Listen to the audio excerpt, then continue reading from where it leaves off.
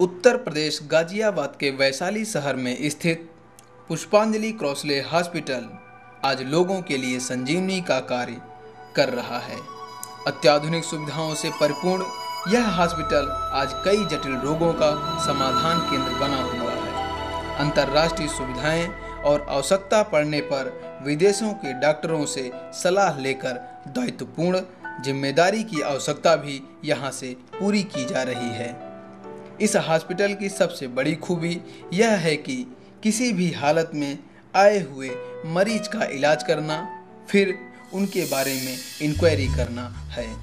पूरे हॉस्पिटल का माहौल परिवार जैसा है। पेशेंट के साथ साथ डॉक्टरों का व्यवहार उनके दिलों को शक्ति प्रदान करता है।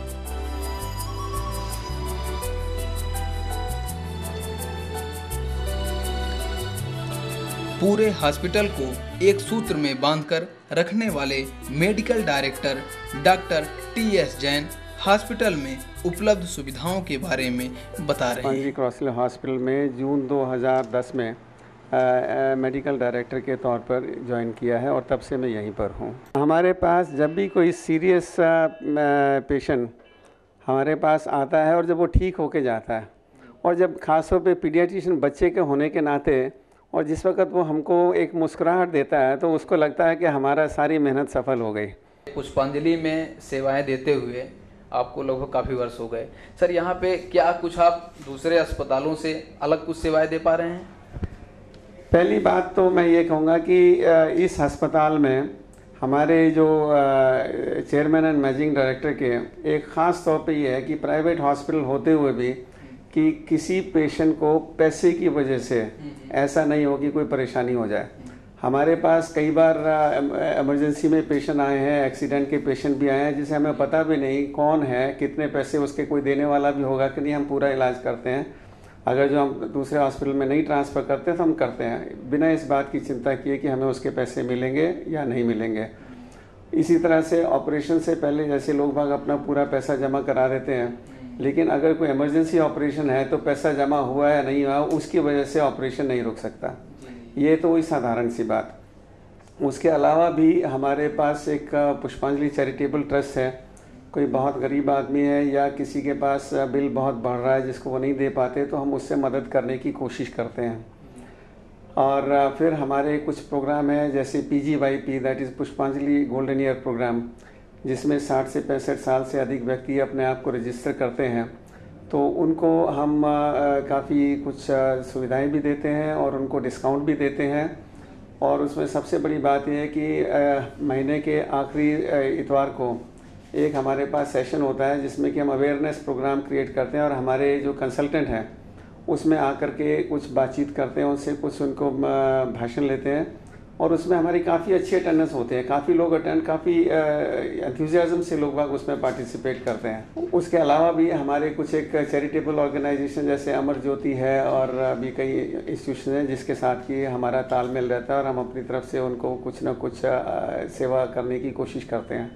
मैं डॉक्टर संदीप अग्रवाल, डायरेक्टर और head department of radiation oncology में गैलेक्सी कैंसर इंस्टीट्यूट पुष्पांजलि क्रॉसले हॉस्पिटल से। नई तकनीकी है यहाँ पे और नई चीज़ें देखने को मिल रही है।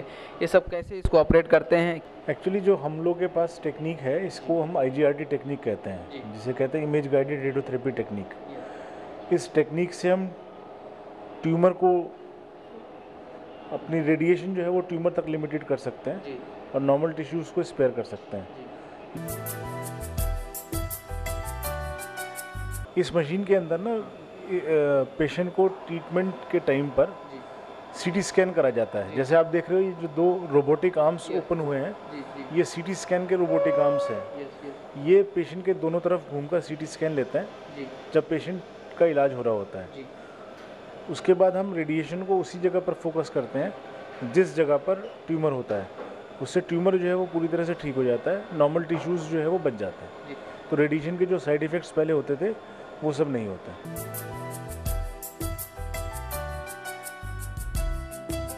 ये मशीन ना IMRT एक्सेलेरेटर है। इसमें केवल CT स्कैन नहीं होता है, इसमें हम पेशेंट के ट्यूमर को वेरीफाई करने के लिए एक पोर्टल इमेजिंग का इस्तेमाल करते हैं। ये मशीन का भी फंक्शन सेम है। ये पोर्टल इमेजिंग पेशेंट के चारों तरफ घूमता है, मशीन पोर्टल इमेज लेता है, ओटोमेजी लेके हम ट्यूमर को लोकलाइज करते हैं और उसके बाद ट्रीट करते हैं। इस मशीन का ज़्यादातर उपयोग मुंह और गले के कैंसर के इलाज के लिए करा जाता है।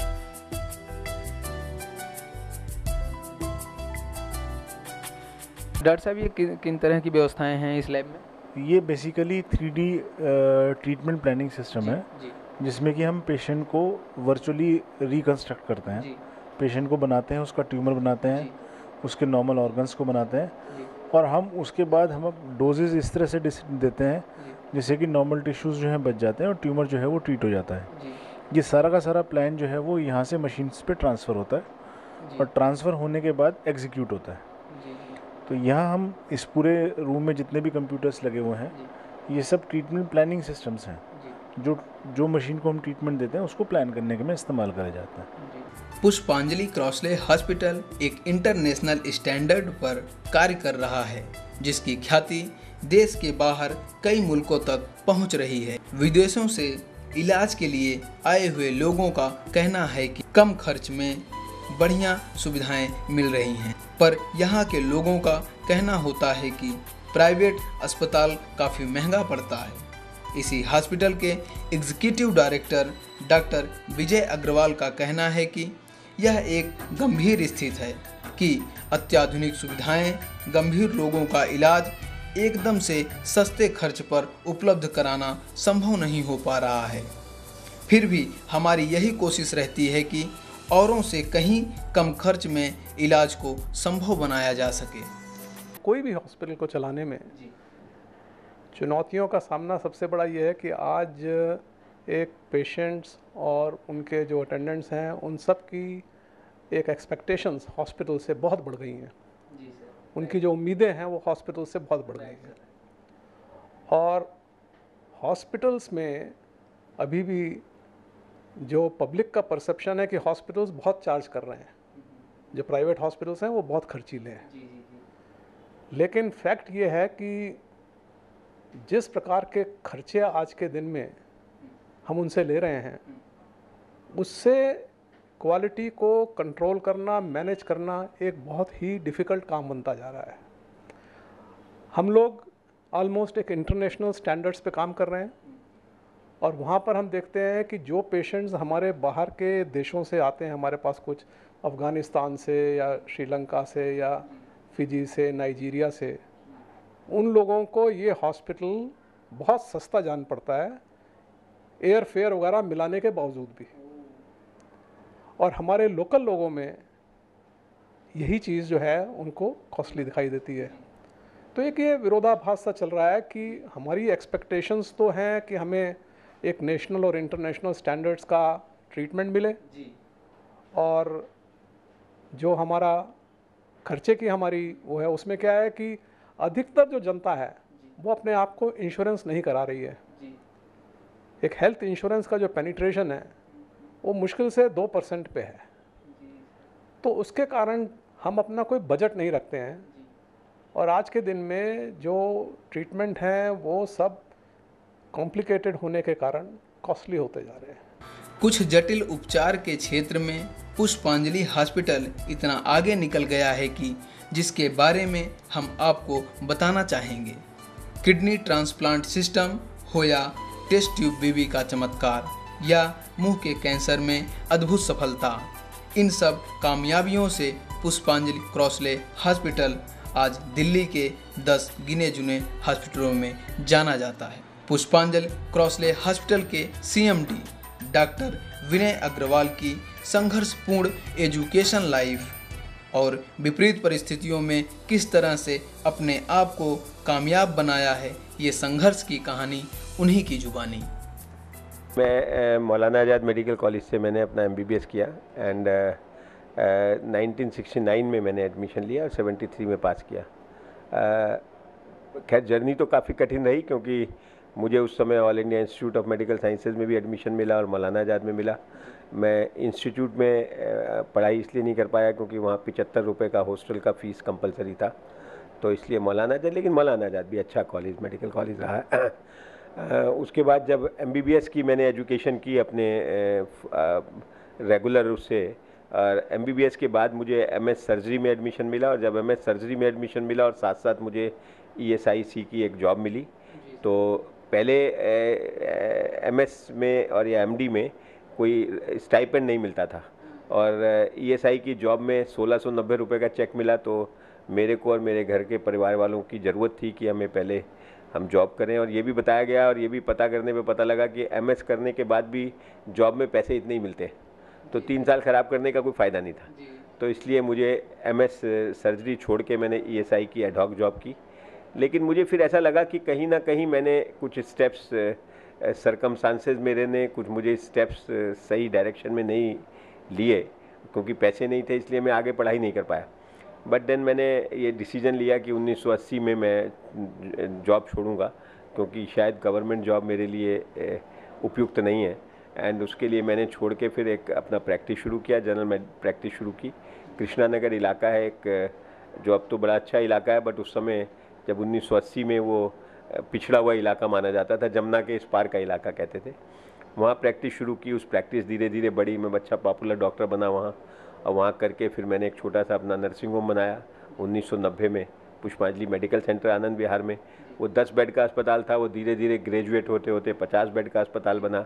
मैंने साथ साथ एक डायग्नोस्टिक सेंटर खोला उस एरिए में, जो उस एरिए की डिमांड थी, पैथोलॉजिस्ट ओरिएंटेड। फिर एक छोटा पब्लिकेशन हाउस बनाया, जिसमें कि हम मेडिकल पब्लिकेशंस प्रिंट करते थे। और इसके साथ साथ फिर ऐसी महसूस हुआ कि इस पूरे इलाके में, चाहे ईस्ट दिल्ली है या वेस्टर्न उत्तर प्रदेश है, यहाँ पे एक अच्छे सुपर स्पेशलिटी हॉस्पिटल्स की बहुत कमी थी।